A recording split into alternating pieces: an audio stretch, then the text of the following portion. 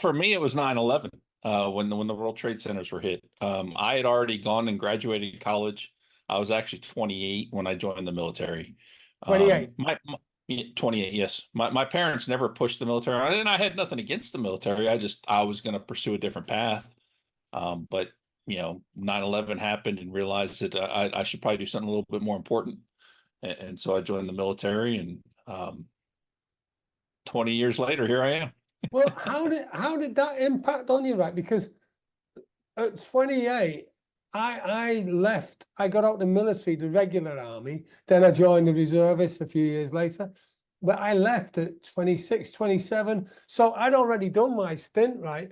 By the time that you were just thinking about joining up, and 9/11 was a travesty. I mean, Right. that just shocked the world. And I think I've spoken to a few guys who've served in the US, and I think it impacted you guys a lot because like we in the UK we've been used to Northern Ireland and stuff, the Falklands and everything. And I suppose in America it was not that you weren't aware of stuff, but it maybe didn't impact. But that 9/11 day, that was a big change point, wasn't it?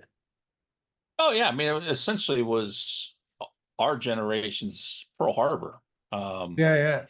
Because if you look at the makeup of the United States, we're not a country that's easy to invade because we got two large oceans on either side. So Yeah. when something happens on soil, it gets their attention. Mm. So for me, it was one of those things that I felt like I had a duty.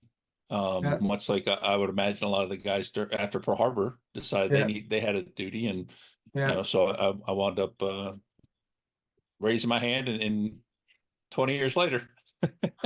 Well, yeah, and let's take you back to that 20 years, right?